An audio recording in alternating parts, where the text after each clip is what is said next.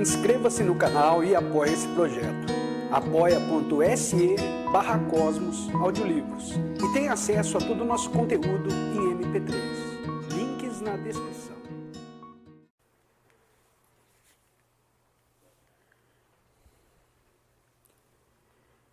O reparador de reputações.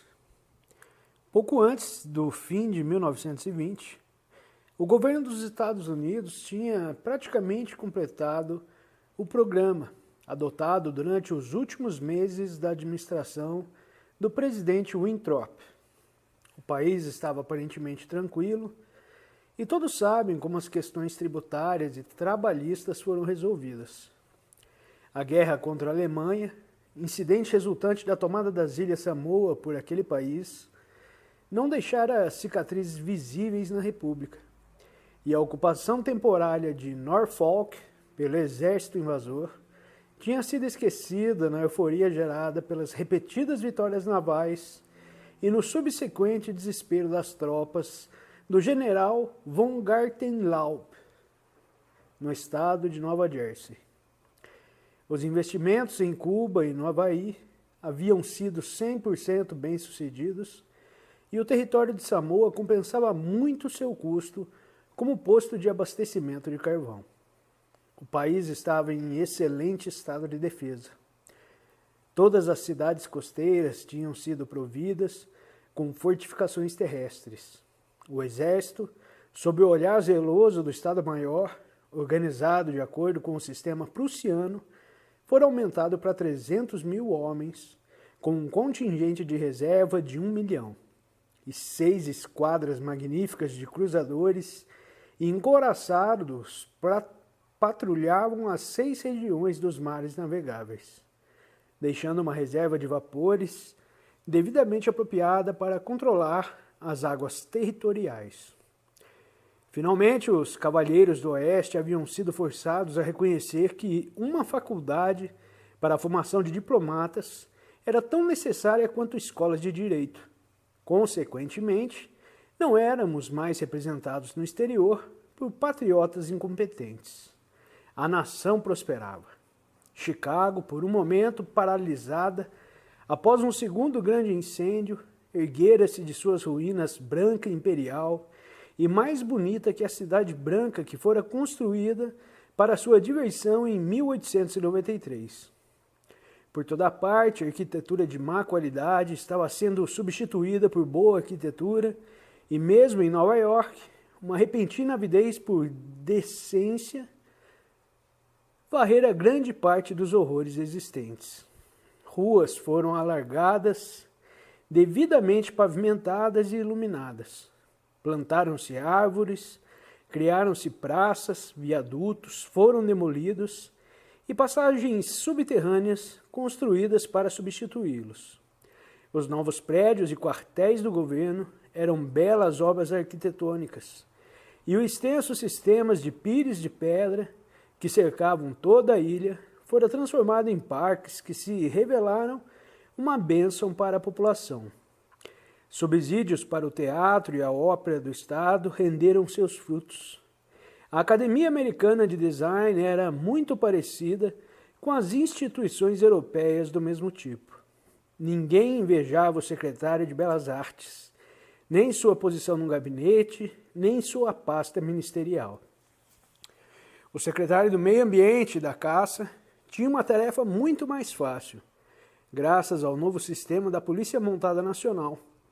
Saímos ganhando bastante com os últimos tratados com a França e a Inglaterra, a expulsão de judeus nascidos no exterior como medida de autopreservação, a criação do novo Estado crioulo independente de Suani, o controle de imigração, as novas leis sobre naturalização e a centralização gradual do poder executivo. Tudo contribuía para a calma e a prosperidade da nação. Quando o governo resolveu o problema dos índios e os esquadrões de batedores índios da cavalaria, em suas roupas tradicionais, foram substituídos por organizações lamentáveis anexadas à retaguarda de regimentos depauperados, por ordem de um ex-secretário de guerra, a nação deu um grande suspiro de alívio. Quando depois do colossal congresso de religiões, a intolerância e o fanatismo foram enterrados em suas covas e a bondade e a caridade começaram a agregar seitas rivais. Muitos acharam que os 1000 anos de paz e felicidade tinham chegado, pelo menos no novo mundo, que afinal é em si um mundo inteiro. Mas a autopreservação é a primeira lei, e os Estados Unidos contemplavam com tristeza e impotência a Alemanha, a Itália, a Espanha e a Bélgica sofrerem com as desgraças da anarquia, enquanto a Rússia, que assistia a tudo do Cáucaso, envolvia-as e capturava uma por uma. Na cidade de Nova York, o verão de 1899 foi marcado pela demolição das linhas férreas elevadas.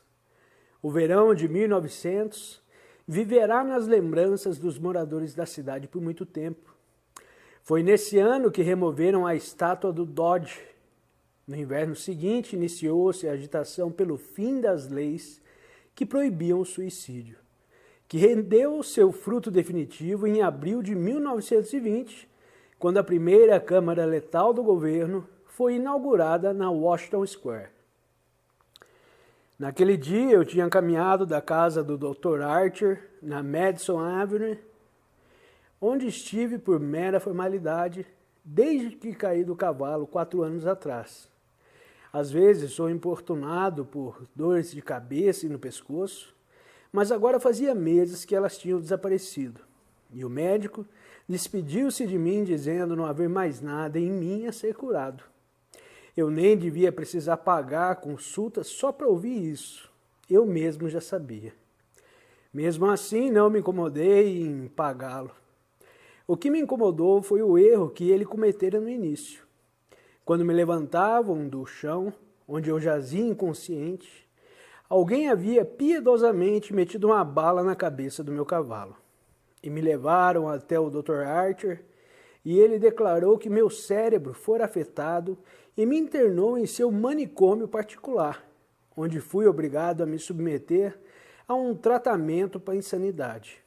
Por fim, ele decidiu que eu estava bem, e eu, sabendo que minha mente sempre estivera tão boa quanto a dele, se não melhor, paguei meus estudos, como ele dizia, brincando, e fui embora. Sorrindo, eu disse-lhe que iria à forra pelo erro, e ele caiu na gargalhada e pediu que eu telefonasse de vez em quando. Fiz isso esperando por uma chance de acertar as contas, mas ele não me dava e eu lhe dizia que esperaria. A queda do cavalo, felizmente, não deixou sequelas, pelo contrário, melhorou a minha personalidade. De um rapaz preguiçoso e mundano, tornei-me ativo, enérgico, equilibrado e, acima de tudo mesmo, ambicioso. Só uma coisa me incomodava. Eu ria da minha própria ansiedade e, mesmo assim, ela me incomodava. Durante minha convalescência, comprei e li pela primeira vez O Rei de Amarelo.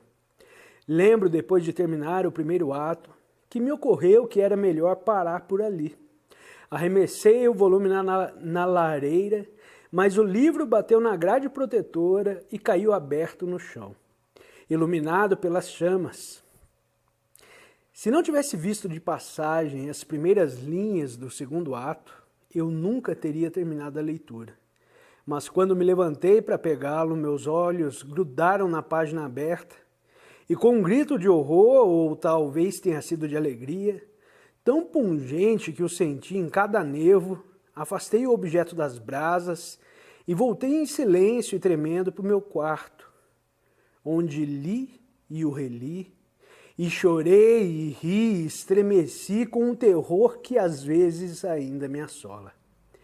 É isso que me incomoda, pois não consigo me esquecer de Carcosa, onde estrelas negras pendem dos céus, onde as sombras dos pensamentos dos homens se alongam ao entardecer, quando os sóis gêmeos mergulham no lago de Halley, e minha mente guardará para sempre a lembrança da máscara pálida. Peço a Deus que amaldiçoe o escritor, pois ele amaldiçoou o mundo com essa bela e estupenda criação, terrível em sua simplicidade, irresistível em sua verdade. Palavra que agora estremece diante do rei de amarelo. Quando o governo francês confiscou os exemplares traduzidos, que tinham acabado de chegar a Paris, Londres, é claro, ficou ansiosa para lê-lo. É bem sabido que o livro se espalhou como uma doença contagiosa, de cidade a cidade, de continente a continente, proibido ali e confiscado acolá, condenado pela imprensa e pelas religiões, censurado até pelos anarquistas literários mais avançados. Nenhum princípio específico tinha sido violado em suas páginas, nenhuma doutrina fora disseminada, nenhuma convicção vilipendiada. Não se podia julgá-lo por nenhum padrão conhecido e, mesmo assim, apesar de se reconhecer que o Rei de Amarelo atingira a nota suprema da arte, todos sentiam que a natureza humana não era capaz de suportar seu poder, nem de tirar proveito de palavras nas quais se escondia a essência do mais puro veneno. A própria banalidade e a inocência do primeiro ato só davam um eterno ainda mais terrível ao golpe que vinha depois. Pelo que me lembro, era 13 de abril de 1920, quando inauguraram a primeira Câmara Letal do governo ao sul de Washington Square, entre Wooster Street e a Quinta Avenida. O quarteirão, antes formado por vários prédios velhos e decrépitos, usados como os cafés e restaurantes por estrangeiros, tinha sido adquirido pelo governo no inverno de 1898. Os cafés e restaurantes franceses e italianos foram demolidos e todo o quarteirão foi fechado por uma cerca de ferro dourada e convertido em um belo jardim com um gramado, flores e fontes. No centro do jardim havia uma pequena construção branca, de arquitetura clássica e austera, cercada por arbustos densos e floridos. 6 colunas iônicas sustentavam o teto e sua única porta era feita de bronze. Diante da entrada havia um grupo esplêndido de estátuas em mármores das Parcas, obra de um jovem escultor americano, Boris Ivain, que morrera em Paris com apenas 23 anos. A cerimônia de inauguração estava em andamento quando atravessei a University Place e cheguei à praça. Abri caminho entre a grande multidão silenciosa de espectadores, mas fui detido na Fourth Street por um cordão de isolamento da polícia. Um regimento de lanceiros dos Estados Unidos formava um perímetro em torno da Câmara Letal. O governador de Nova York estava em uma tribuna elevada, de frente para o Washington Park, e atrás dele se agrupavam o prefeito de Nova York e do Brooklyn, o inspetor-geral da polícia, o comandante das tropas estaduais, o coronel Livingston, assessor militar do presidente dos Estados Unidos, o general Blount, comandante do governo Island, o general da divisão Hamilton, comandante das forças militares de Nova York e do Brooklyn, o almirante Bufby, da frota de North River, o secretário de saúde Lansford, a equipe do National Free Hospital, os senadores Wise e Franklin de Nova York e o comissário de obras públicas. A tribuna estava cercada por um esquadrão de hussardos da Guarda Nacional. O governador estava terminando sua resposta ao breve discurso do secretário de saúde e eu o ouvi dizer: as leis que proibiam o suicídio e puniam qualquer tentativa de autodestruição foram abolidas. O governo achou apropriado reconhecer o direito do homem de acabar com uma existência que pode ser insuportável devido ao sofrimento físico ou desespero mental. Acreditamos que a comunidade será beneficiada pela remoção dessas pessoas de seu convívio. Desde a aprovação desta lei, o número de suicídios nos Estados Unidos não aumentou. Agora que o governo resolveu criar as câmaras letais em todas as cidades, das maiores aos menores vilarejos do país, resta ver se esse tipo de criatura humana, de cujas fileiras desalentadas diariamente surgem vítimas da autodestruição, aceitará o alívio que elas fornecerão. Ele fez uma pausa e se virou para a câmara letal branca. O silêncio na rua era absoluto. Lá, uma morte indolor aguarda a pessoa que não suporta mais seus pesares nesta vida. Se a morte é tão bem-vinda, venham buscá-la aqui. Depois, virando-se rapidamente para o assessor militar do presidente, acrescentou: eu, como porta-voz do governo, declaro aberta a câmara letal. E de novo olhando para a grande multidão, disse em voz alta e clara: cidadãos de Nova York e dos Estados Unidos da América, o governo declara aberta a câmara letal. Um grito brusco de comando rompeu o silêncio solene. O esquadrão de russados se enfileirou atrás da carruagem do governador e os lanceiros se moveram e se alinharam ao longo da Quinta Avenida, para esperar pelo comandante da guarnição, e a polícia montada seguiu. Deixei a multidão para observar boquiaberto e com atenção a câmara mortífera de mármore branco, e depois de atravessar a Quinta Avenida, caminhei por uma viela até Bleecker Street. Então virei à direita e parei em frente a uma loja escura e de aspecto sujo que tinha o letreiro Huckleberry Armeiro. Olhei pela porta para o interior e vi Huckleberry ocupado com sua lojinha no fundo do corredor. Ele me ergueu os olhos e, ao me ver, deu um grito com sua voz grave e alegre. Entre, Sr. Constantine. Constance, a filha dele, levantou-se para me receber quando entrei pela porta e estendeu sua bela mão. Mas notei o rubor de sua decepção em seu rosto. E inferi que ela esperava ver outro Constantine, meu primo Luiz. Sorri com sua confusão e cumprimentei pelo estandarte que estava bordando a partir de um prato decorativo. O velho Halberg estava sentado, rebetando as grevas gastas de alguma velha armadura. E o ting, ting, ting de seu martelinho era um som agradável naquela loja antiquada. Então largou o martelo e mexeu um pouco com uma pequena chave inglesa. A batida suave da armadura enviou uma vibração de prazer para o meu corpo. Eu adorava ouvir o som de aço, raspando em aço. O doce golpe do malho sobre protetores de coxas e o retinir de cotas de malha. Era o único motivo que me fazia visitar Halberg. Ele nunca despertara meu interesse, nem Constance, exceto pelo fato de ela estar apaixonada por Luiz. Isso ocupava minha mente e às vezes me fazia perder o sono à noite. Mas eu sabia de coração que tudo acabaria bem e que eu daria um jeito no futuro deles. Assim como faria com o de meu querido médico, John Archer. Entretanto, nunca teria me dado o trabalho de visitá-los naquele momento, não fosse, como eu disse, pelo fascínio que a música metálica do martelo exercia sobre mim. Eu poderia permanecer sentado por horas, ouvindo e ouvindo, e quando um raio de sol perdido atingiu o aço marchetado, a sensação era quase boa demais para aguentar.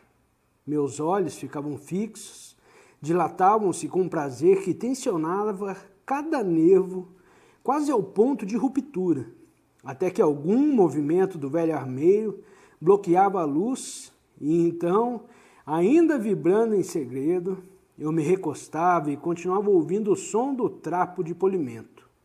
Swish, swish, limpando ferrugem dos rebites.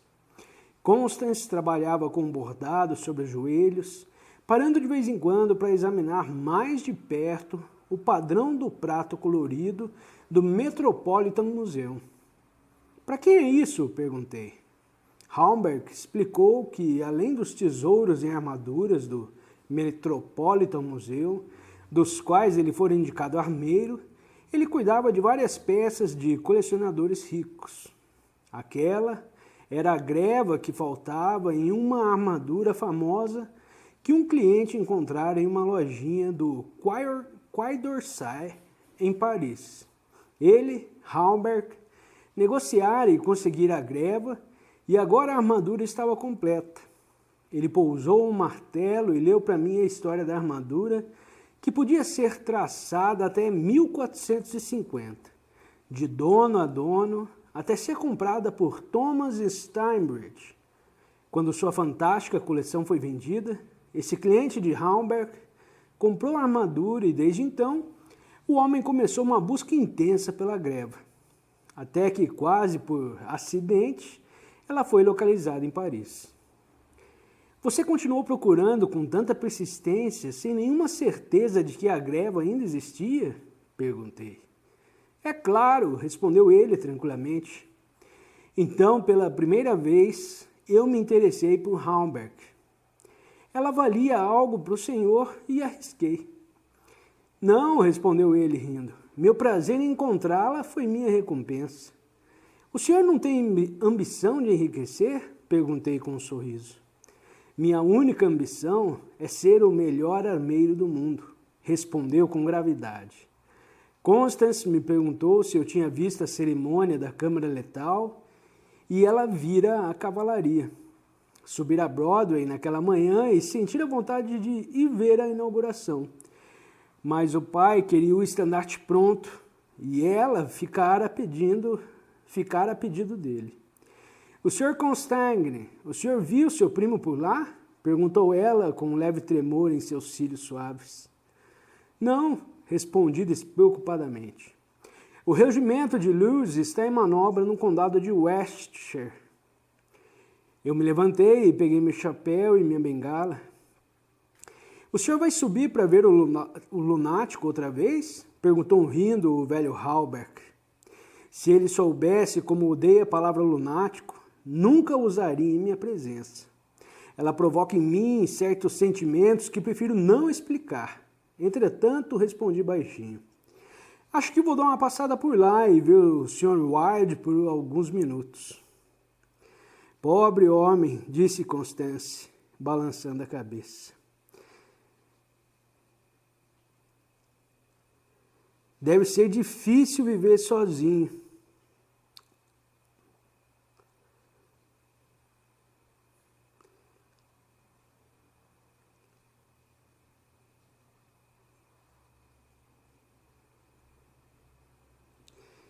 É muita bondade o que o Sr. Constangne faz. Eu acho que ele é mau, observou Halberg, recomeçando a trabalhar com o martelo. Ouvi o tilindar dourado nas placas das grevas. Quando ele terminou, eu retruquei. Não, ele não é mau. E não está nem um pouco demente. Sua mente é uma câmara de maravilhas, da qual ele pode extrair tesouros que o senhor e eu daríamos anos de nossa vida para adquirir. Halberg riu. Continuei um pouco impaciente. Ele conhece a história como ninguém. Nada, por mais trivial, escapa de sua busca e sua memória é tão perfeita, tão precisa nos detalhes, que se soubessem em Nova York que um homem como ele existe, as pessoas não poderiam lhe prestar homenagens suficientes. Bobagem, murmurou Halberg, procurando o rebite caído no chão. Bobagem, perguntei, esforçando-me para controlar o que sentia.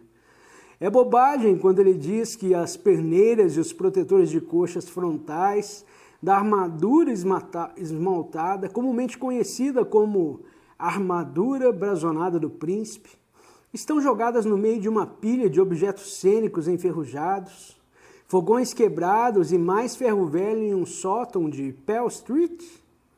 O martelo de Halberg caiu no chão, mas ele o pegou e perguntou, com boa dose de calma, como eu sabia que faltavam as perneiras e os protetores de coxas da armadura brazonada.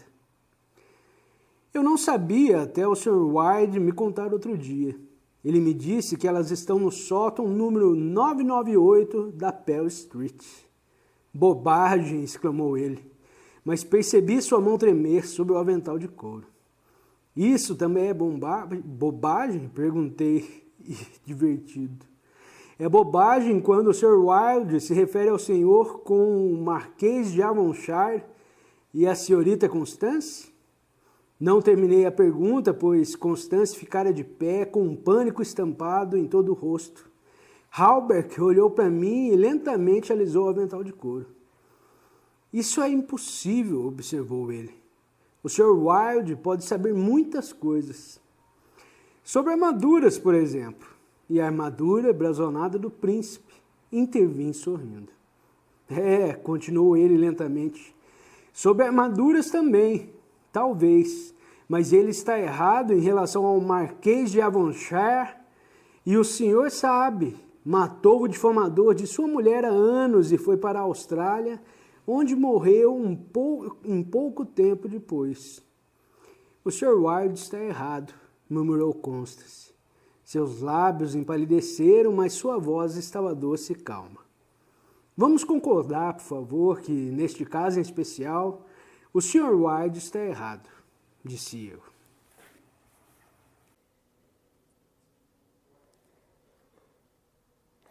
Eles podem se voltar contra o senhor, sugeri. Ele esfregou o polegar sobre as orelhas cortadas e ajustou as substitutas de cera. Acho que não, murmurou pensativo. Raramente tenho que usar o chicote e só o faço uma vez. Além disso, eles gostam de seus salários. Como o senhor usa o chicote? Por um instante o rosto dele ficou horrendo de se ver. Seus olhos se encolheram em um par de centelhas verdes. Eu os convido para uma conversinha comigo, disse ele com uma voz suave. Uma batida na porta interrompeu-o e seu rosto reassumiu a expressão simpática. Quem é? Indagou. O Sr. Steelette, foi a resposta.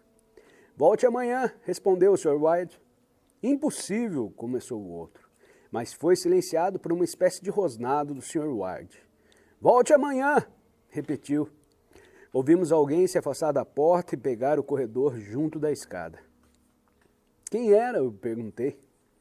Arnold Steelette, dono e editor-chefe do maior jornal diário de Nova York. Ele tamborilou sobre o livro de registros com a mão sem dedos e acrescentou. Eu o pago muito mal, mas ele acha que é um ótimo negócio. Arnold Steelette? Repeti impressionado. Disse o Sr. Wilde, com uma tosse típica de quem está satisfeito consigo. A gata, que havia entrado na sala enquanto ele falava, hesitou, olhou para o dono e bufou.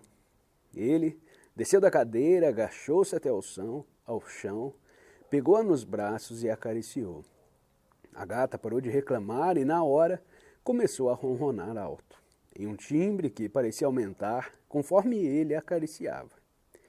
Onde estão as anotações? Perguntei. Ele apontou para a mesa e, pela 100ª vez, peguei a pilhagem manuscrita intitulada A Dinastia Imperial da América. Uma a uma estudei as páginas gastas apenas por seu manuseio, e apesar de saber tudo de cor desde o começo, quando de Carcosa das Ríades, Astor e Aldebaran, até Constangne Luz de Calvados, nascido em 19 de dezembro de 1877. Eu o lia com uma atenção ávida e arrebatada, parando para repetir algumas partes em voz alta e dando especial atenção a Hildred de Calvados, filho único de Hildred Castaigne e Edith Lenz Castaigne. Primeiro na sucessão, etc, etc, etc. Quando terminei, o Sr. Wilde balançou a cabeça e tossiu. Por falar em sua ambição legítima, disse ele, como vai a relação de Constance e Louis? Ela o ama, respondi sem rodeios. De repente a gata, em seus joelhos, virou-se e atacou seus olhos, e ele a largou e subiu na cadeira em frente a mim. E o Dr. Archer? Mas esse é um problema que você pode resolver quando quiser, acrescentou ele. Respondi. O Dr. Archer pode esperar, mas é hora de ver meu primo Luiz. Chegou a hora, repetiu ele. Depois pegou outro livro de registro na mesa e folheou rapidamente. Agora estamos em contato com 10.000 homens, murmurou. Podemos contar com 100.000 nas primeiras 28 horas e em 48 horas o Estado vai se erguer em massa. O país seguirá o Estado e a parte que não seguir, estou falando da Califórnia e do Noroeste, ficaria melhor se nunca tivesse sido habitada. Não mandarei o emblema amarelo para eles. Meu sangue foi todo para a cabeça, mas respondi apenas. É bom fazer uma limpeza completa. A ambição de César e Napoleão empalidece diante desta que não pode descansar enquanto não tomar as mentes dos homens e controlar até os pensamentos que ainda não tiveram, disse o Sr. White. Está falando do rei de amarelo? Grunhi com temor. Ele é um rei, a quem imperadores já serviram. Estou satisfeito por servi-lo, retruquei.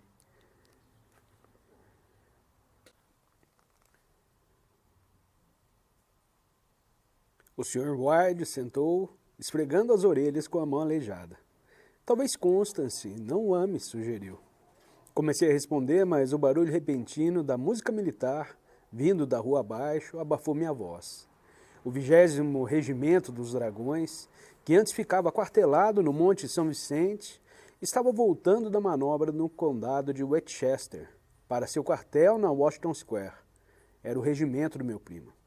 Um belo grupo de homens com suas jaquetas justas, azul claras, penachos garbosos nas barretinas e calças brancas de montaria com faixas amarelas duplas na lateral, as quais suas pernas pareciam ter sido modeladas.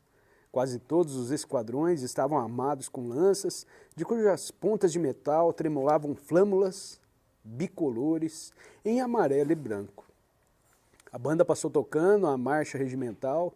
Depois surgiram o coronel e seu estado-maior, com seus cavalos aglomerados e batendo as patas no chão, enquanto as cabeças balançavam em uníssono e as flâmulas tremulavam das pontas de suas lanças. Os soldados da cavalaria, que montavam com bela sela inglesa, estavam marrons como frutas silvestres após sua campanha, sem sangue derramado, em meias fazendas de Westchester. E eu achava deliciosa a música de seus sabres batendo nos estribos e o retinido das esporas e carabinas. Avistei Lewis montado com seu esquadrão. Ele era um dos oficiais mais belos que eu já tinha visto. O Sr. Wilde, que subira em sua cadeira ao lado da janela, também o viu, mas não disse nada. Lewis virou-se e olhou direto para a oficina de Humbert ao passar e percebi o rubor em seu rosto moreno. Acho que Constance devia estar à janela. Quando os últimos soldados acabaram de passar e as últimas flâmulas desapareceram pela Quinta Avenida, o Sr. Wilde desceu com dificuldade de sua cadeira e afastou o baú da porta. É, disse ele, é hora de você ver seu primo Luiz. Ele destrancou a porta. Peguei meu chapéu e minha bengala e saí para o corredor. As escadas estavam escuras. Tateando, pisei em algo macio, que bufava e espumava pela boca. Mirei um golpe assassino na gata, mas minha bengala se espatifou em lascas na balastrada e a fera correu de volta para o quarto do Sr. Wilde. Quando tornei a passar pela porta do Sr. Humbert, eu o vi ainda trabalhando na armadura, mas não parei. E ao sair na Blacker Street, segui até Worcester. Circundei a área da Câmara Letal e, depois de atravessar o Washington Park, fui direto para meus aposentos no Benedict. Lá almocei confortavelmente, li o Herald e o Meteor e finalmente fui até o cofre de aço em meu quarto e marquei a combinação de tempo. Uns 3 minutos e 45 segundos que preciso esperar enquanto a trava com o temporizador se abre são para mim momentos de ouro. Desde quando marco a combinação até o instante em que agarro as alavancas e puxo as partes sólidas de aço, vivo em um êxtase de expectativa. Esses momentos devem ser como os que se passam no paraíso. Sei o que encontrarei no fim desse limite de tempo. Sei o que o cofre grande e maciço guarda para mim, só para mim.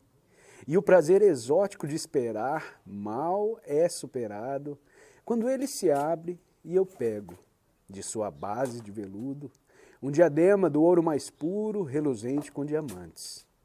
Faço isso todos os dias e mesmo assim, a alegria de esperar finalmente voltar a tocar o diadema só parece crescer com o passar do tempo.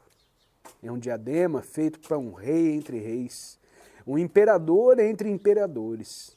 O rei amarelo pode desprezá-lo, mas ele será usado por seu servo leal.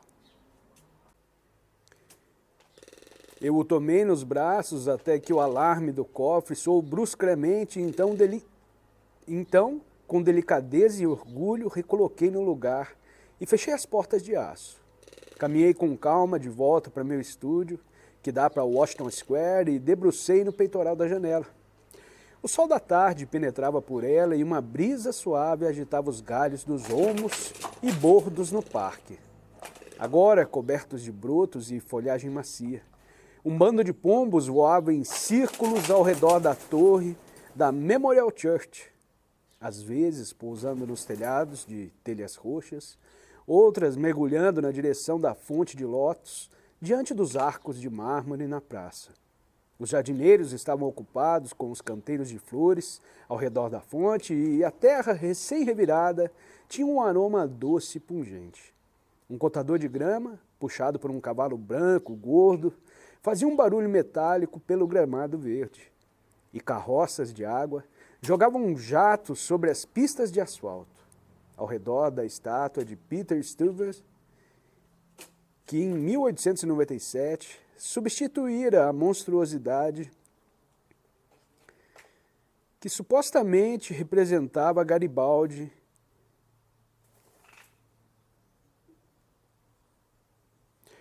o que provavelmente era explicado pela presença de meia dúzia de cavaleiros do regimento dos dragões, relaxando preguiçosamente nos bancos.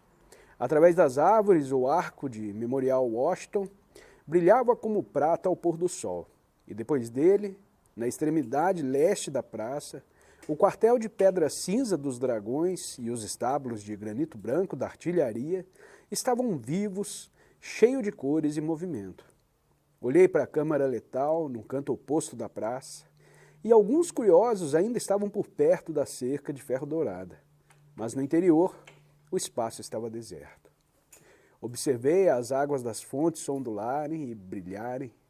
As andorinhas já haviam descoberto esse novo local de banho e os pontos onde a água se acumulava já se encontravam repletos dessas coisinhas cobertas de penas empoeiradas. 2 ou 3 pavões brancos atravessaram o gramado e um pombo de cor sem graça estava pousado tão imóvel no braço de uma das parcas que parecia fazer parte da pedra esculpida. Enquanto me virava despreocupadamente para outro lado, uma pequena comoção no grupo de curiosos próximos do portão atraiu minha atenção. Um jovem tinha entrado e estava avançando com passos nervosos pelo caminho de cascalho que levava até as portas de bronze da câmara letal. Ele parou por um instante, diversas parcas, e quando ergueu os olhos para aqueles 3 rostos misteriosos, o pombo levantou o vôo de seu puleiro de pedra, voou em círculos por um instante e seguiu para o leste. O rapaz levou a mão ao rosto e depois, com um gesto indefinível, subiu depressa as escadas de mármore, as portas de bronze se fecharam às suas costas, e meia hora mais tarde as pessoas que estavam por ali foram embora, e o pombo voltou para o seu puleiro nos braços da parca. Coloquei o chapéu e fui ao parque para uma caminhada rápida antes do jantar. Quando atravessava a Alameda Central, passou um grupo de oficiais e um deles chamou: "Olá, Hildred!" e virou-se para apertar minha mão. Era meu primo Louis, que estava parado, sorrindo, batendo nas esporas de seus calcanhares com um chicote de montaria. Acabei de chegar de Winchester.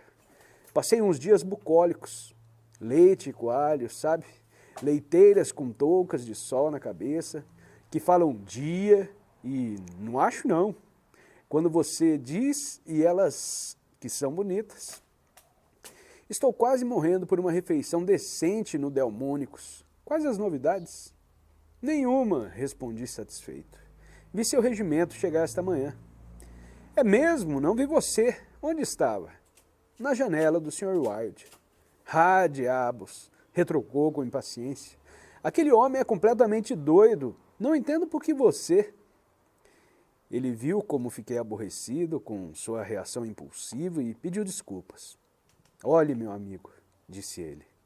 Não estou querendo ofender um homem de quem você gosta, mas juro que não consigo entender o que diabos você vê no Sr. Wilde.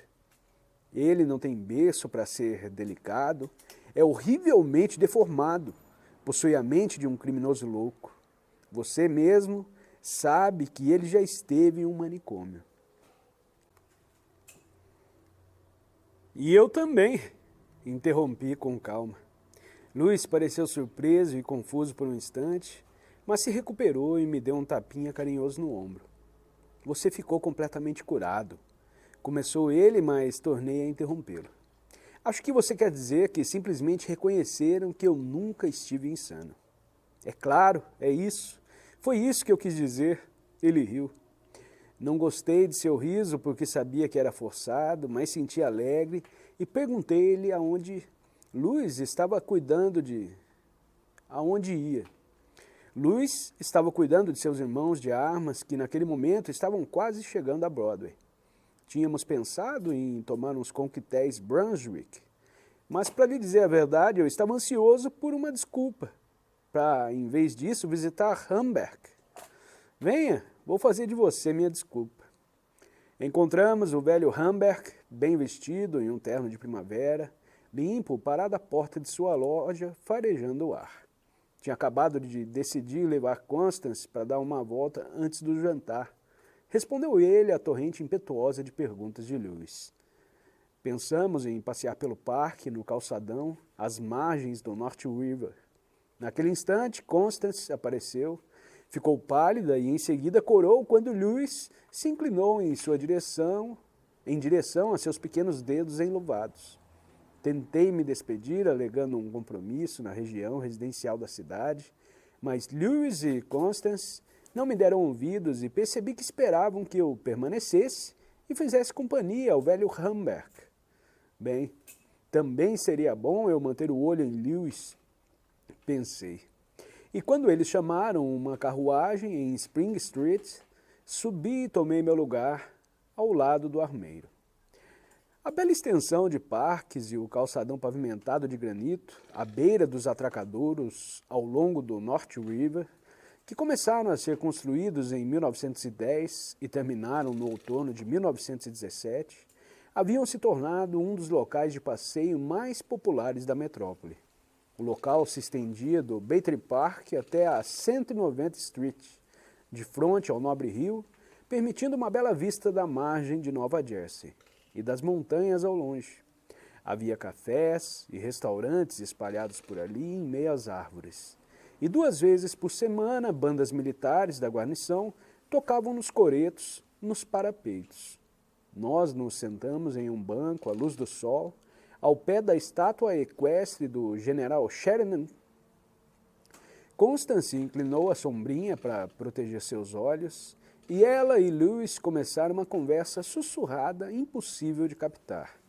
Apoiado em sua bengala com um punho de marfim, o velho Hamburg acendeu um charuto excelente e me ofereceu um também, que eu educadamente recusei e sorri despreocupado.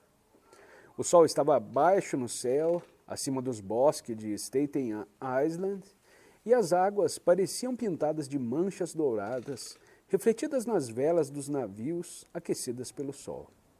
Brigues, escunas, iates, balsas desajeitadas com seus decks repletos de gente, transportadores ferroviários carregando fileiras de vagões de carga marrons, azuis e brancos, vapores garbosos e seguros, vapores vagabundos e sem classe, barcos de cabotagem, outros que só cruzavam a baía, barcaças de carga em toda parte, tomando a baía inteira, pequenos rebocadores impertinentes, fumegando e apitando laboriosamente. Esses eram os barcos que agitavam as águas banhadas, pela claridade até onde a vista alcançava. Em um contraste calmo com a pressa de barcos, a vela e a vapor, uma frota silenciosa de navios de guerra brancos estava imóvel no centro da corrente. O riso contente de Constance me quebrou do devaneio. "O que você está olhando?" indagou. "Nada, a frota", respondi sorrindo.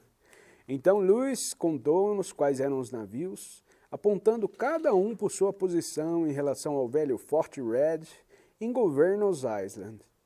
"Aquela coisinha em formato de charuto é um torpedeiro", explicou ele. "Há outros 4, um bem ao lado do outro. Eles se chamam Tarpon, Falcon, Sea Fox e Octopus. As canhoneiras logo em seguida se chamam Princeton, Champlain, Stillwater e Erie. Ao lado delas ficam os cruzadores, Farragut, Los Angeles e acima deles os encouraçados, California, Dakota e o Washington, que é o navio Capitânia. Aquelas 2 coisas de metal baixas de aparência sólida, ancoradas ali perto do Castelo William, são os monitores blindados de 2 torretas, Terrible e Magnificent. Atrás deles fica o navio ariete, o Osceola."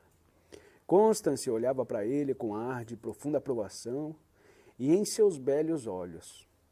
"Para um soldado você sabe muita coisa", disse ela, e todos rimos ao mesmo tempo. Naquele instante, Lewis levantou-se, acenou com a cabeça e ofereceu o braço a Constance, e eles saíram caminhando ao longo da mureta do rio. Humbert os observou por um instante e depois se virou para mim. "O Sr. Wilde tinha razão", disse ele. "Eu encontrei as perneiras e o protetor de coxa esquerdo faltantes da armadura brasonada do príncipe em um sótão velho de lixo em P2 Street. No 998? Perguntei com um sorriso. "Sim. O Sr. Wilde é um homem muito inteligente", comentei.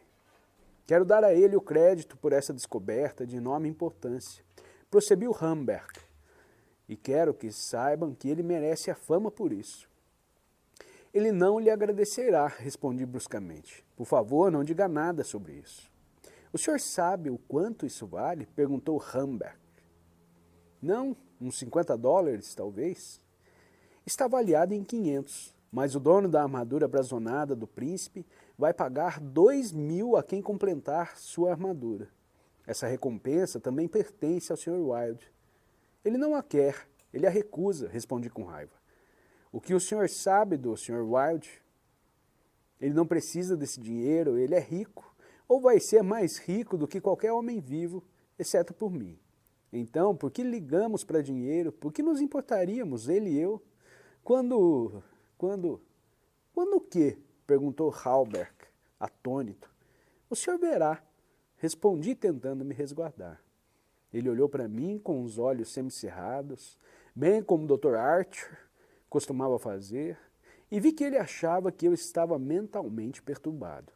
Talvez fosse sorte dele não ter usado a palavra lunático naquele momento.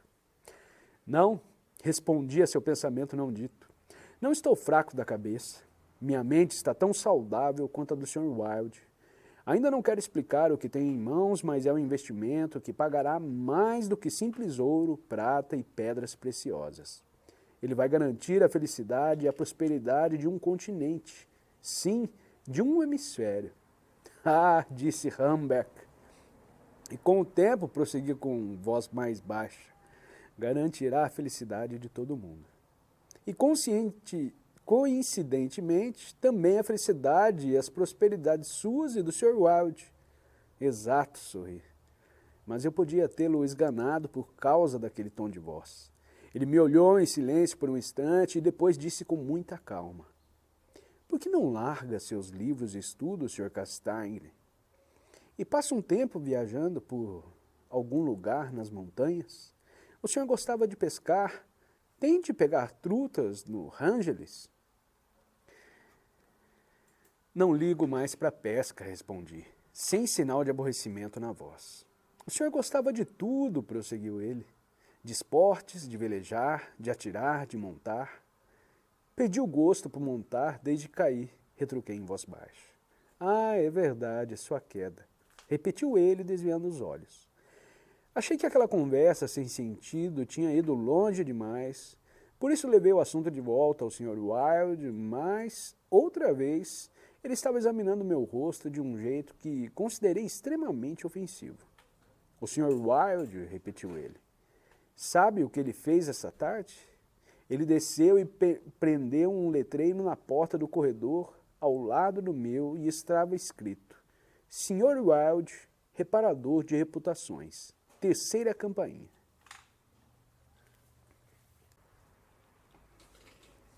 O senhor sabe o que pode ser um reparador de reputações?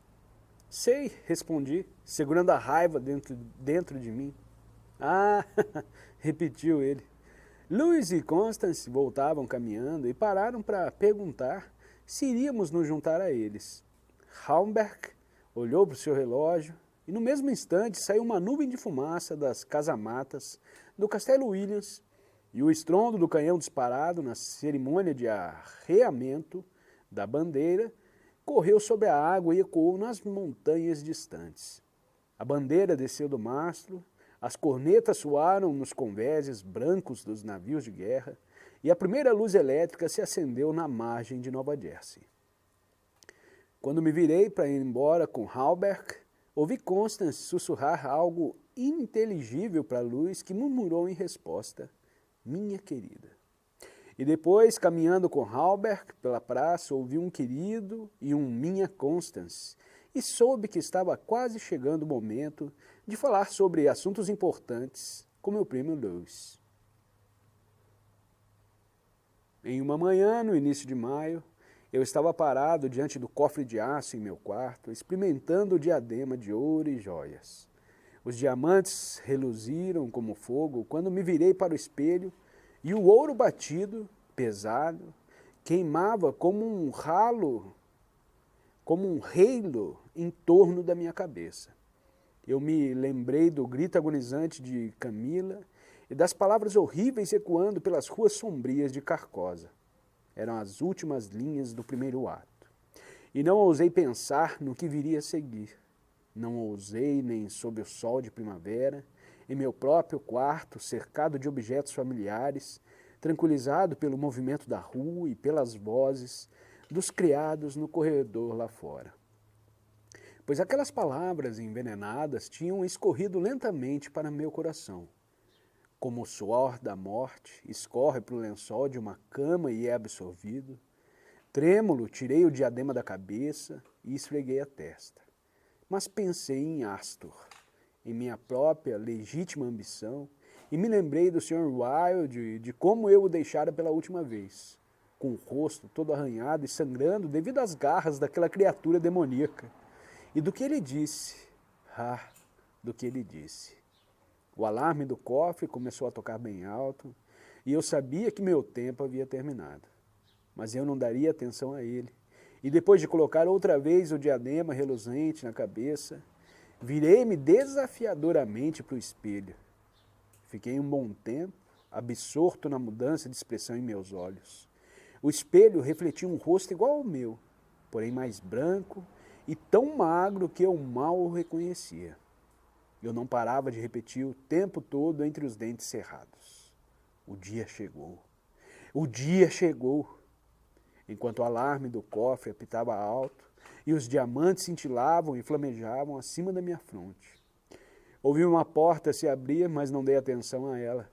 Foi só quando vi dois rostos no espelho, só quando vi outro rosto se erguer acima do meu ombro e dois olhos se encontrarem com os meus, que virei como um raio e peguei uma faca comprida que estava sob minha cômoda. E meu primo deu um salto para trás, bastante lívido, gritando, Hildred, pelo amor de Deus! Então, quando minha mão baixou, ele continuou. Sou eu, Louis, não me reconhece? Permaneci em silêncio. Não conseguiria falar, nem que minha vida dependesse disso. Ele caminhou até mim e tomou a faca da minha mão. O que está acontecendo aqui? Indagou com voz tranquila. Você está doente? Não, respondi, mas duvido que ele tenha me escutado. Vamos lá, velho amigo, exclamou ele. Tire essa coroa de latão e vamos para o estúdio. Você vai a um baile de máscaras? Mas o que é essa bijuteria cênica, afinal? Fiquei aliviado por ele achar que a coroa era de latão e vidro, mas não gostei mais dele por acreditar nisso. Eu o deixei pegá-la da minha mão, sabendo que era melhor satisfazê-lo. Ele jogou o diadema esplêndido para o alto, pegou-o e virou-se para mim com um sorriso. Deve custar uns 50 centavos, disse ele. Isso serve para quê? Não respondi, mas peguei o ornamento de suas mãos, guardei-o no cofre e fechei a porta maciça de metal. O alarme cessou imediatamente seu zunido infernal. Ele me olhou com curiosidade, mas não pareceu perceber a interrupção repentina do alarme. Entretanto, falou do cofre como se fosse uma lata de biscoitos. Para evitar que ele tentasse descobrir a combinação, adiantei-me e fui para o meu estúdio. Luiz jogou-se no sofá e espantou as moscas com seu fiel chicote de montaria. Ele usava seu uniforme de roçardo, com a jaqueta com tranças e o cap garboso, e percebi que suas botas de montaria estavam sujas de barro. Por onde andou? Perguntei. Saltando riachos lamacentos em Jersey. Ainda não tive tempo de trocar de roupa. Estava com certa pressa de vê-lo. Você não tem nada para beber? Estou morto de cansaço. Passei as últimas 24 horas numa cela.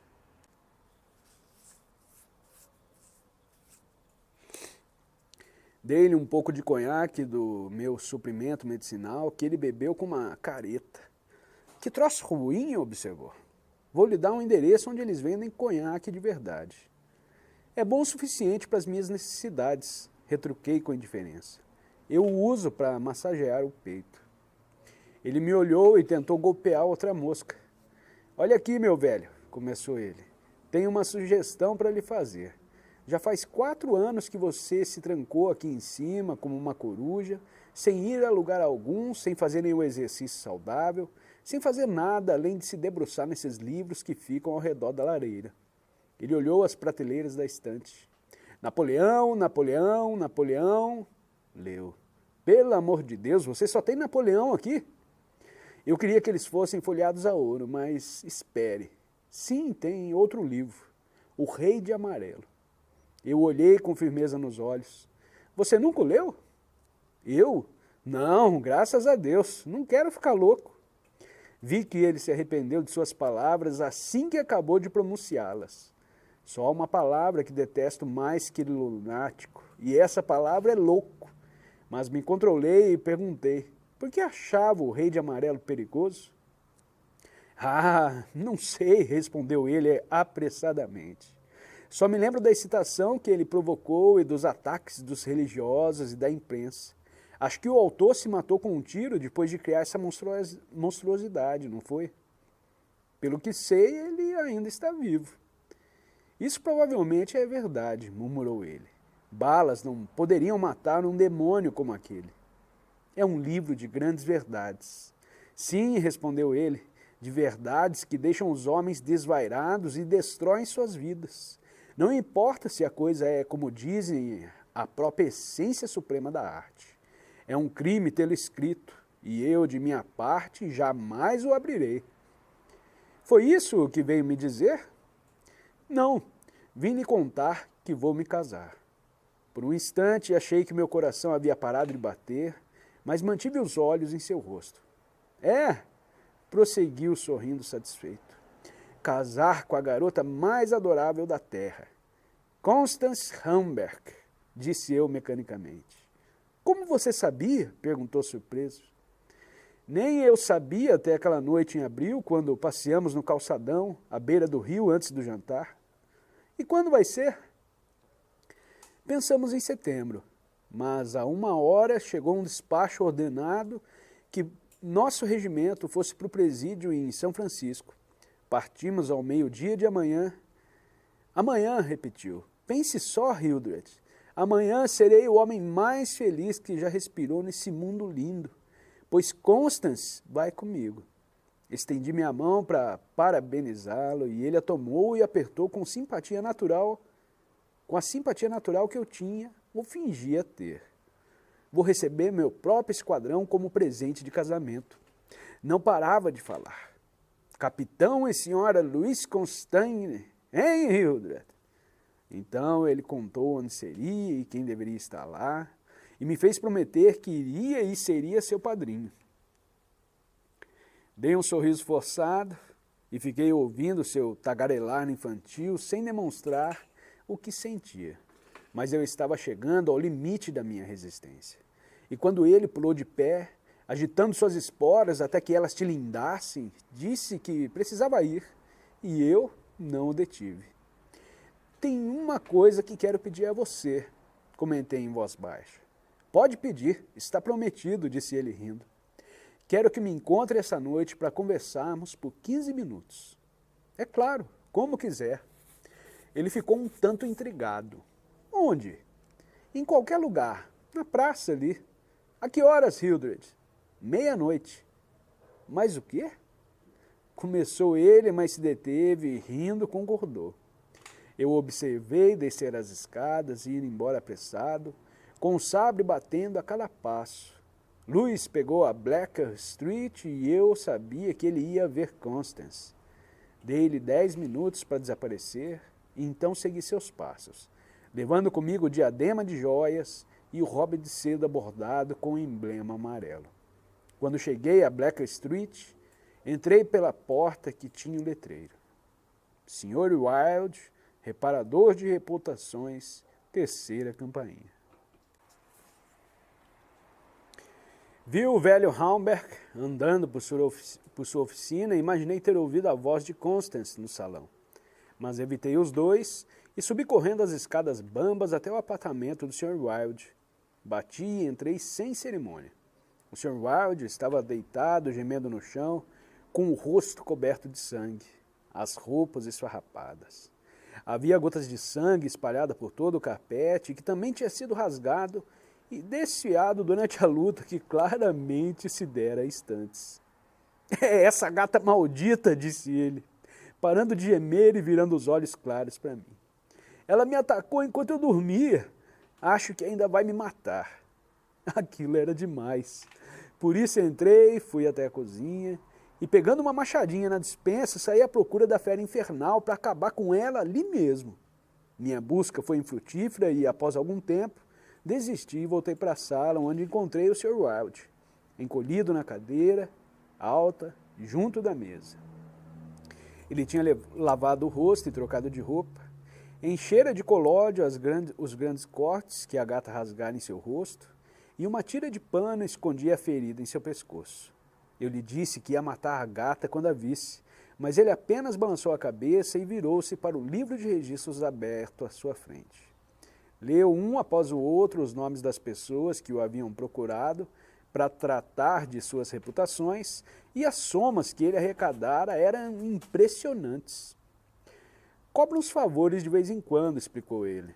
Mais cedo ou mais tarde, uma dessas pessoas vai acabar assassinando o senhor, insisti. Você acha? Disse ele, esfregando as orelhas mutiladas. Era inútil discutir com ele. Por isso, peguei um manuscrito intitulado A Dinastia Imperial da América. A última vez que eu o pegara no estúdio do Sr. Wilde, eu li inteiro, emocionado e trêmulo de prazer. Quando terminei, o Sr. Wilde pegou os escritos e, virando para a passagem escura, que levava do estúdio a seu quarto de dormir, chamou em voz alta. Vence! Então, pela primeira vez, percebi um homem agachado ali, à sombra. Não consigo imaginar como não percebi enquanto procurava pelo gato. Vence, venha cá!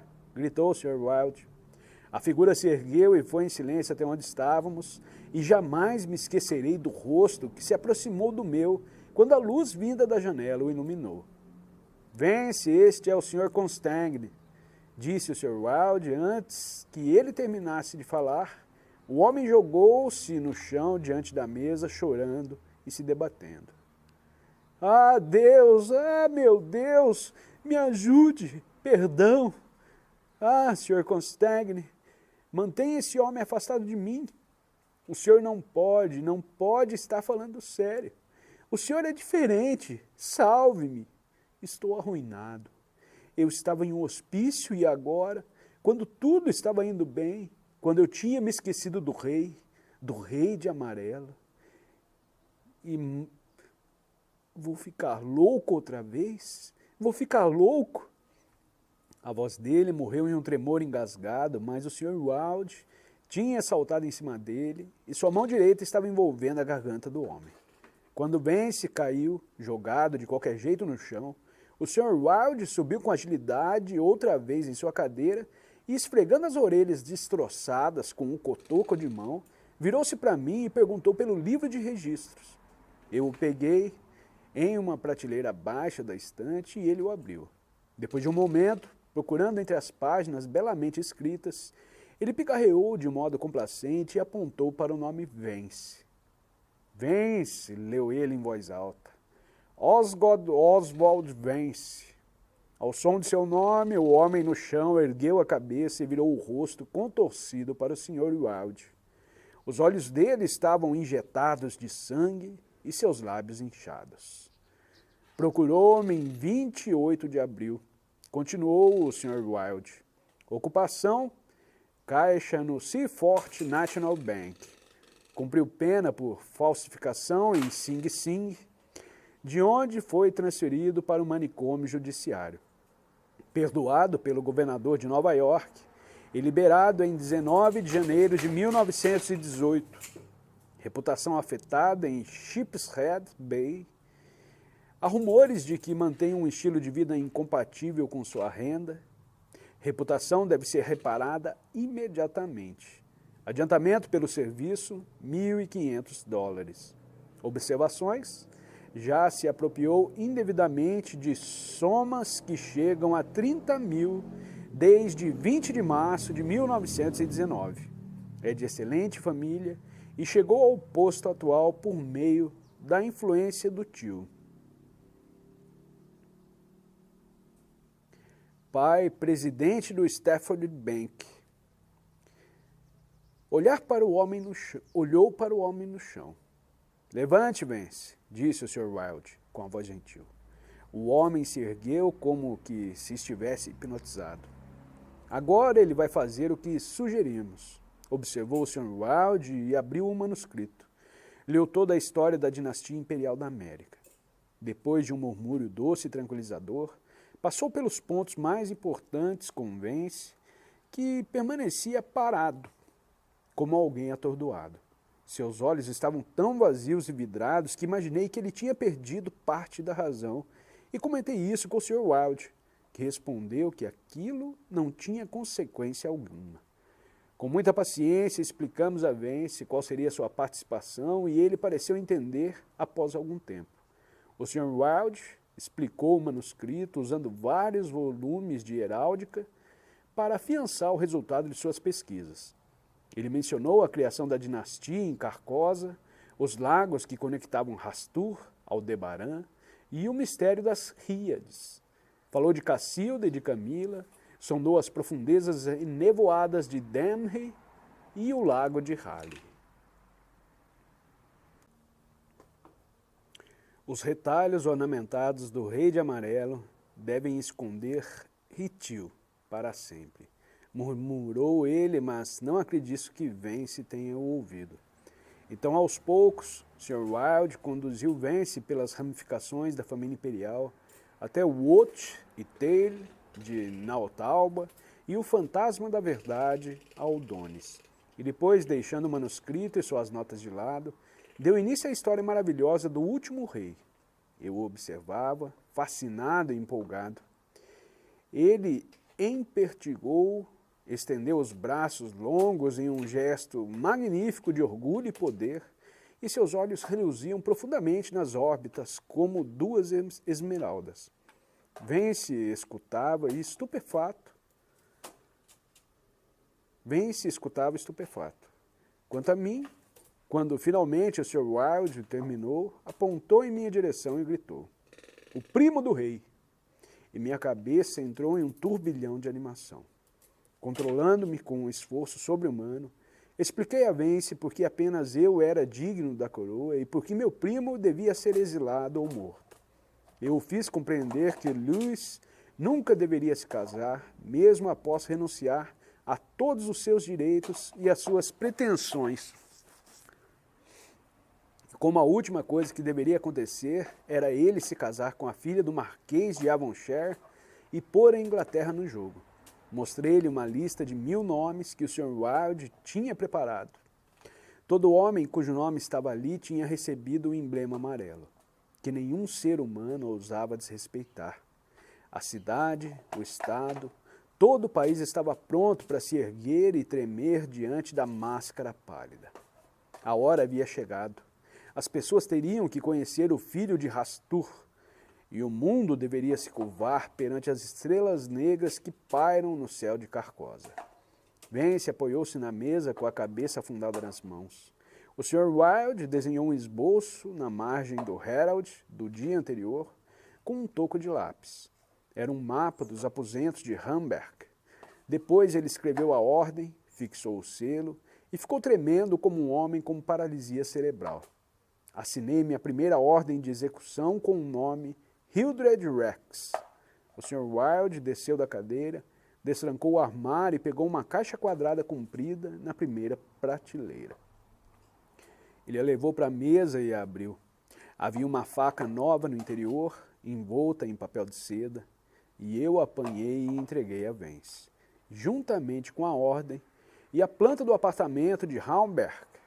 Então o Sr. Wilde disse a Vence que ele podia ir, e ele foi, cambaleando, como alguém expulso dos cortiços. Por algum tempo, observei, sentado à luz do dia, desaparecer por trás da torre quadrada do Judson Memorial Church. E, finalmente, recolhendo o manuscrito e as anotações, peguei meu chapéu e me dirigi à porta. O Sr. Wilde me observava em silêncio. Quando pisei no corredor, olhei para trás. Os olhinhos do homem ainda estavam fixados em mim. Atrás dele, as sombras cresciam à medida que a luz se esvaía. Então fechei a porta às minhas costas e saí para as ruas que começavam a escurecer.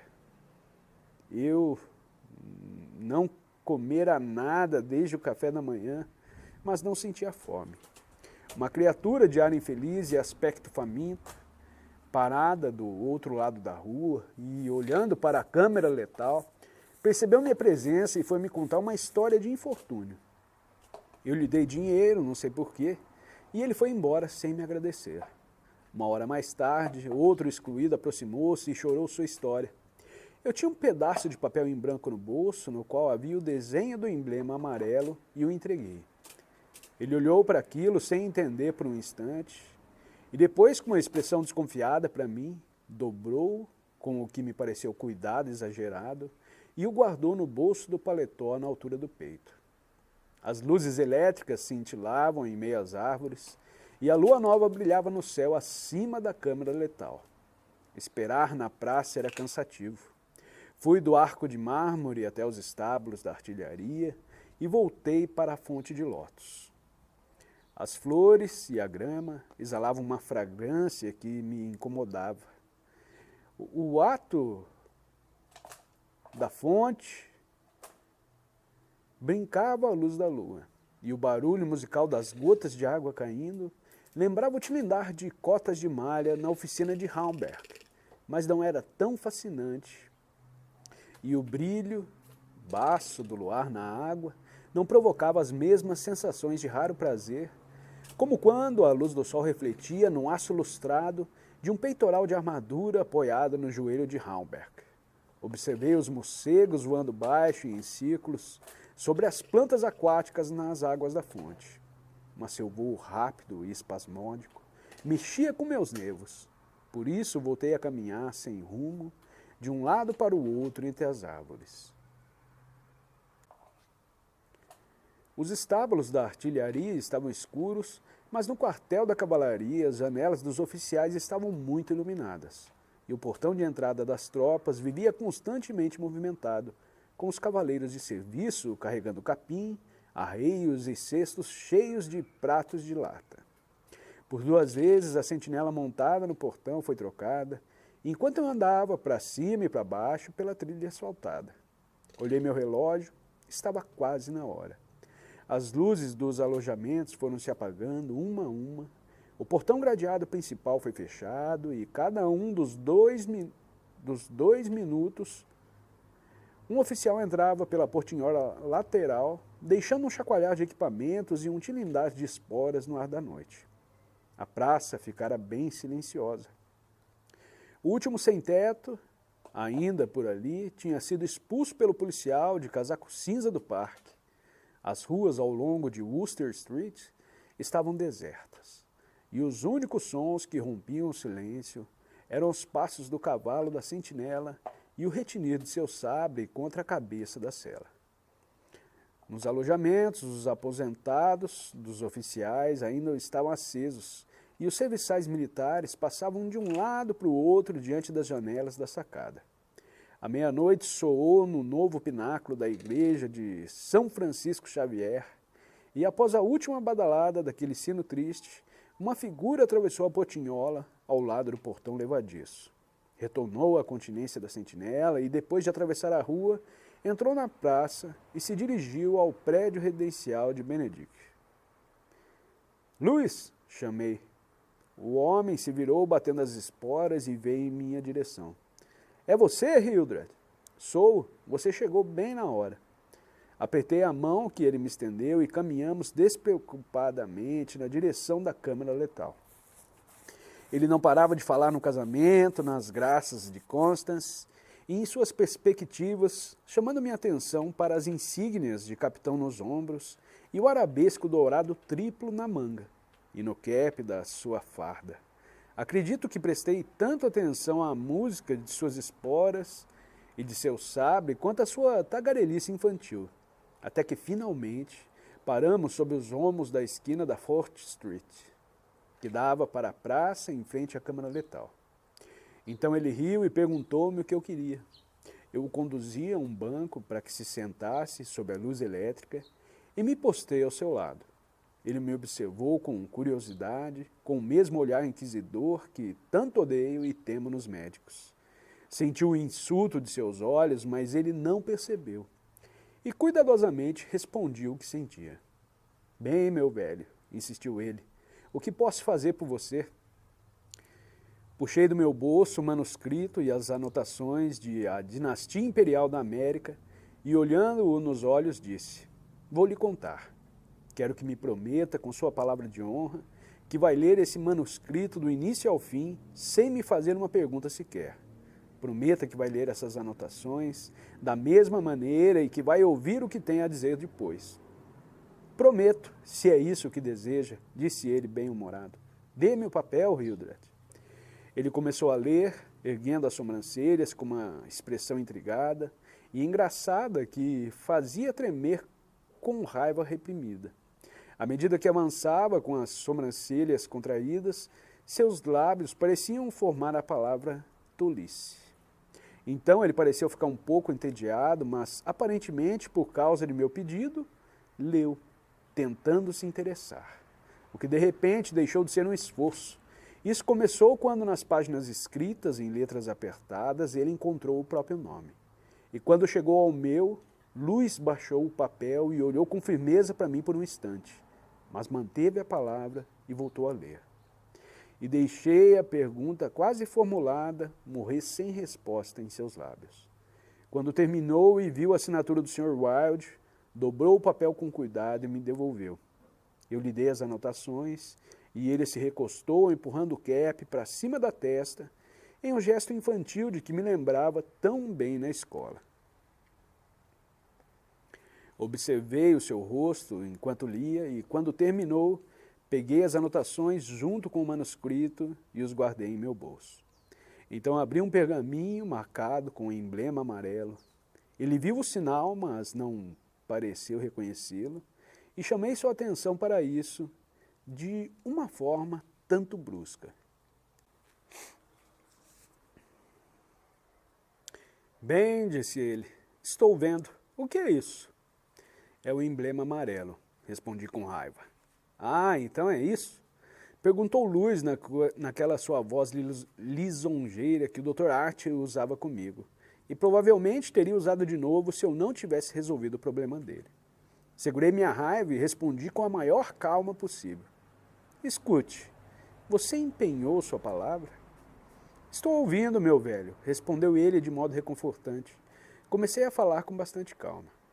De algum modo, o Dr. Archer tomou posse do segredo da sucessão imperial e tentou me privar de meu direito, alegando que por eu ter caído no meu cavalo há 4 anos, tornei-me um deficiente mental.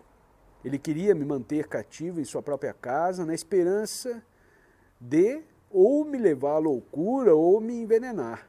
Não me esqueci disso. Eu o visitei ontem à noite e a conversa foi definitiva. Luiz ficou um tanto pálido, mas não se alterou. Eu recomecei de forma triunfante. Ainda há 3 pessoas com quem eu e o Sr. Wilde queremos conversar. Elas são meu primo, Louis, o Sr. Halberg e a filha dele, Constance.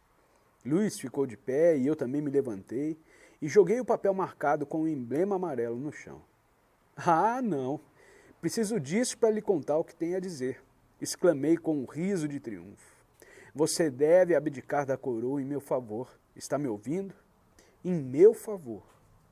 Louis olhou para mim com uma expressão espantada, mas ao se recuperar, disse de modo simpático. É claro que abdico da... De que mesmo tem que abdicar? Da coroa, eu disse com raiva. É claro, respondeu ele. Eu abdico dela. Vamos, meu velho, vou lhe acompanhar de volta até seus aposentos. Não tente nenhum de seus truques de médico em mim, exclamei tremendo de fúria. Não haja como se pensasse que estou louco. Que bobagem, respondeu ele. Vamos, está ficando tarde, Hildred. Não, gritei. Você precisa me escutar. Você não pode se casar. Eu o proíbo, entendeu? Eu o proíbo. Você deve abdicar da coroa e, como recompensa, eu lhe asseguro o exílio. Mas caso se recuse, irá morrer. Ele tentou me acalmar, mas eu estava exaltado. Peguei minha faca comprida e impedi sua passagem. Então ele disse como eles encontrariam o Dr. Archer no porão com a garganta aberta e ri na cara dele quando pensei em Vence, com a faca e na ordem que eu havia assinado. Ah, você é o rei, exclamei. Mas eu serei o rei. Quem é você para me impedir de reinar sobre toda a terra habitada? Eu nasci primo de um rei, mas serei o rei.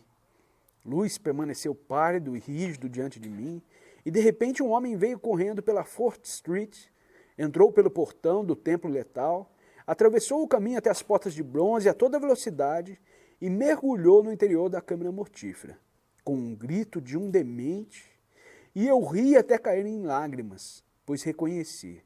Vence e soube que Halberg e sua filha não estavam mais em meu caminho. Vá, gritei para Louis, você deixou de ser uma ameaça. Agora nunca se casará com Constance e caso faça com alguém em seu exílio, vou visitá-lo assim como fiz com meu médico ontem à noite. O Sr. Wilde cuidará de você amanhã.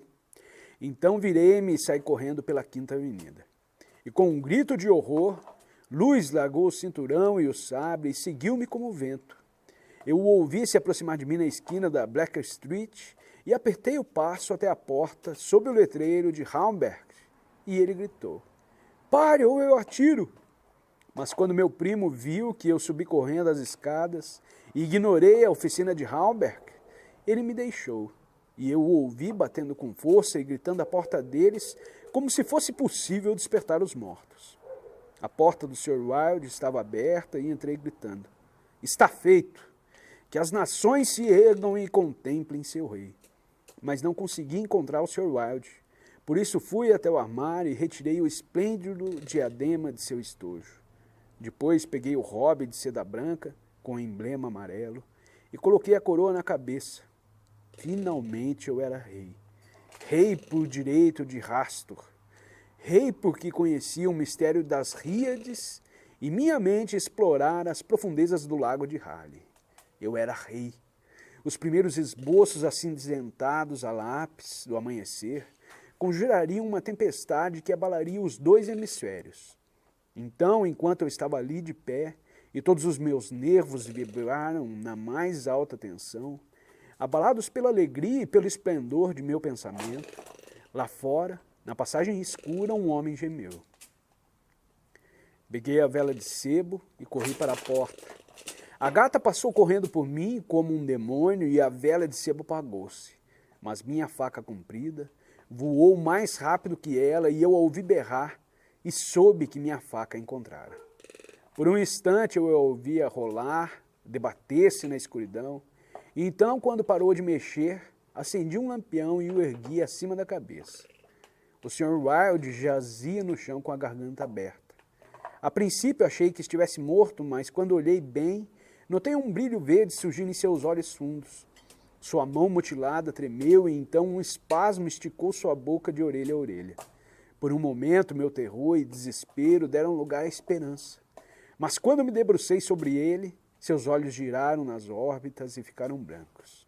E ele morreu. Então, enquanto eu estava parado, imobilizado pela raiva e pelo desespero, vendo minha coroa, meu império, toda a esperança e toda a ambição, minha própria vida, ali prostrados com um mestre morto, eles vieram, agarraram-me por trás e me amarraram, até que minhas veias saltaram como cordas e minha voz falhou, com os paroxismos de meus gritos frenéticos. Mas eu ainda estava enfurecido, sangrando e descontrolado no meio deles, e mais de um policial sentiu meus dentes afiados. Por fim, quando eu não consegui mais me mexer, eles se aproximaram. Vi o velho Haumberg atrás dele, o rosto horrorizado de meu primo Louis, e mais longe no canto, uma mulher, Constance, chorando baixinho. Ah, agora entendi, gritei. Você tomou o trono e o império. Maldito, maldito seja você, coroado com a coroa do Rei Amarelo.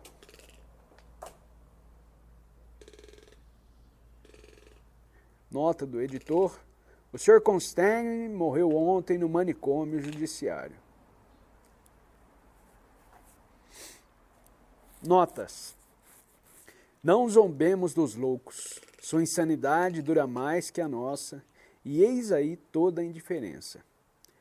Nota número 2, O Rei de Amarelo foi publicado em 1895. A data de 1920, portanto, marca o conto como uma obra que flerta com a ficção científica.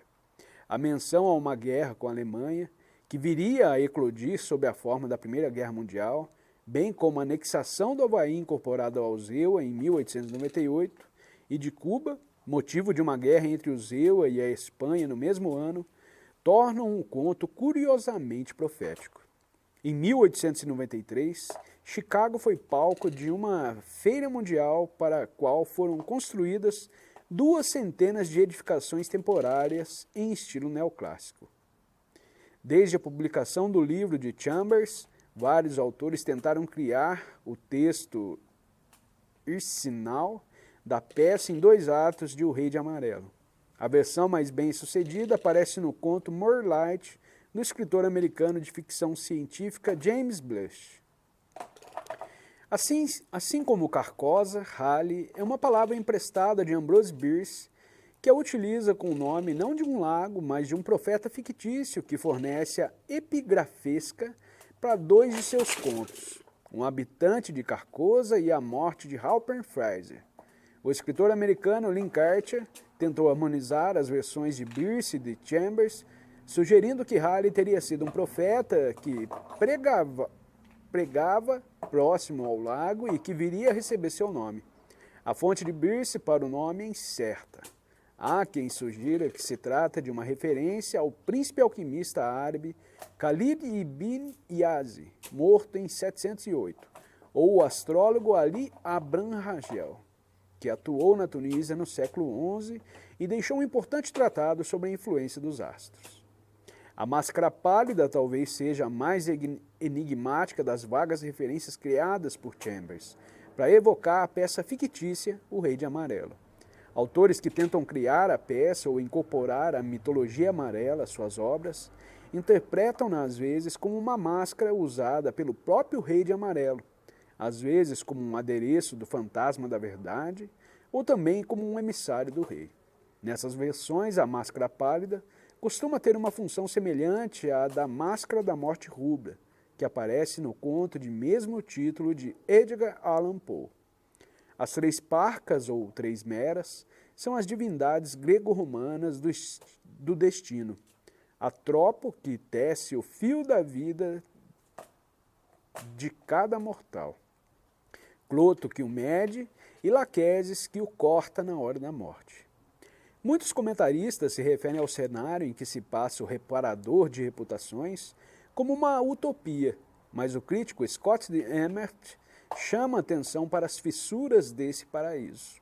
Nos Estados Unidos, de onde judeus e negros foram expulsos, onde a sociedade encontra-se militarizada e câmaras de suicídio precisam ser abertas em todas as cidades para dar conta da massa de descontentes. Isso e o fato do narrador, que tanto elogia o país, ter acabado de deixar um sanatório, são pistas para o tratamento satírico dado por Chambers a essa utopia, diz Emmert. O nome é um trocadilho com Hauberg, camisa de malha metálica de mangas compridas que chega até o meio das coxas, usada como armadura. Constance Constangne é um personagem de destaque do conto The River's Night Dream, de Carl Edgar Wagner, uma das melhores obras inspiradas pela mitologia amarela de Chambers. A escolha do nome do personagem é curiosa.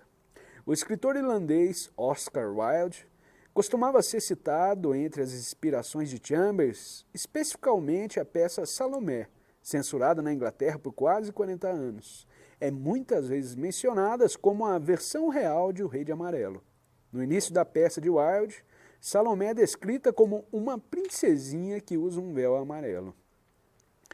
Hastur é um nome tomado de Ambrose Bierce. Da forma como Chambers o utiliza, às vezes parece referir-se a um lugar e às vezes a uma pessoa.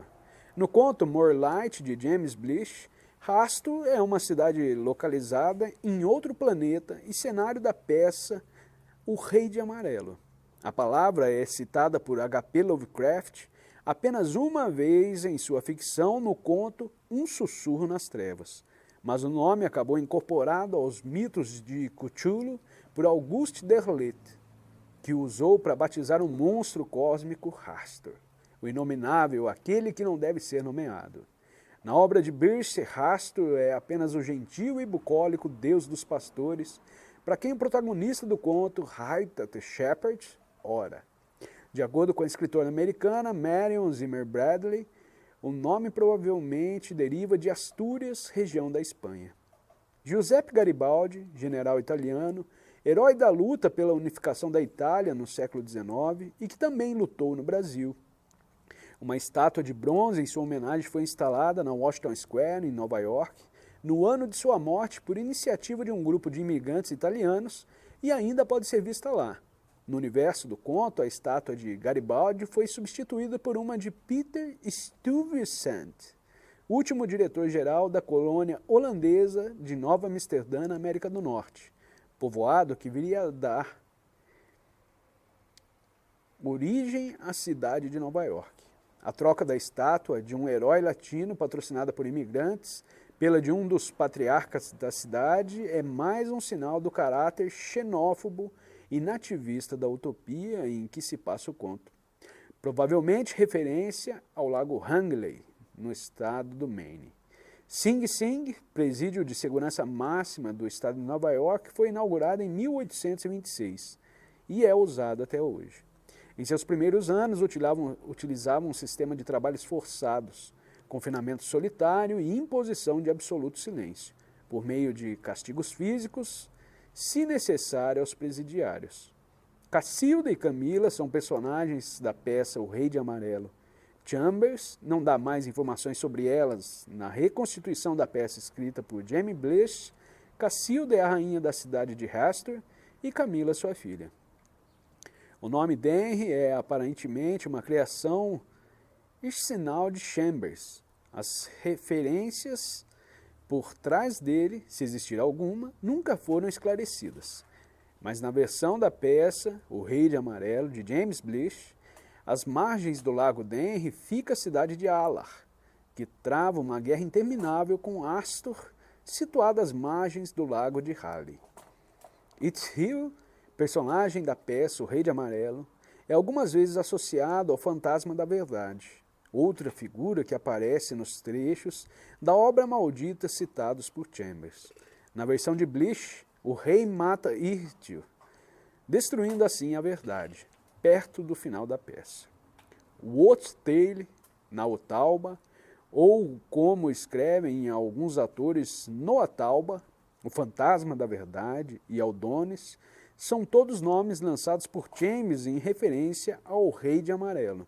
Sem que fique claro, na maioria dos casos, se representam personagens ou lugares. Na versão de Blish, Tale e Woth são filhos de Cacilda e disputam o amor da irmã, Camila. Noatauba é o sacerdote que serve ao Fantasma da Verdade e Aldones, o rei fundador de Rastor. No romance House of the Troll, de Richard Deney, Noatauba é o rei de Carcosa. Esta é mais uma referência enigmática deixada por Chambers. O desenho mais conhecido do emblema amarelo, um olho estilizado, do qual partem 3 ganchos ou tentáculos, foi criado pelo americano Kevin Ross para o role play game The Call of Cthulhu, em 1989, e se tornou uma espécie de representação oficial do símbolo, sendo usado até mesmo no filme The Yellow Sign, dirigido por Aaron Wernick em 2001. A Washington Square, em Nova York, conta com um arco de mármore erigido em 1892 e modelado no Arco do Triunfo de Paris. Ele é mais conhecido, no entanto, como o Arco de Washington. O nome Maple Arch, Arco de Mármore, costuma ser reservado para um monumento localizado em Londres e erguido em 1833. O uso do nome britânico para o Arco de Washington pode ser mais um sintoma das pretensões imperialistas de Castaigne ou dos Estados Unidos representados no conto. O crítico Robert M. Price especula que a loucura de Hildred e do Sr. Wilde consistia no fato de ambos viverem em um mundo de fantasia compartilhado, a parte da realidade consensual. Price compara esse mundo às Dreamlands de H.P.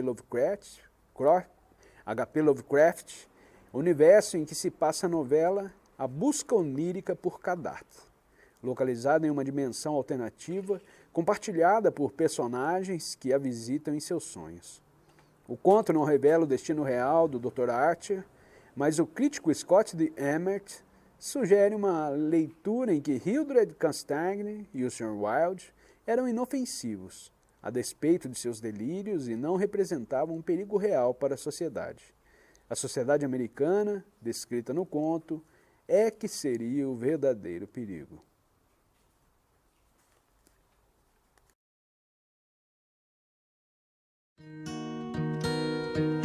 Inscreva-se no canal, dê o seu joinha, compartilhe e apoie esse projeto. apoia.se/Cosmos Audiolivro.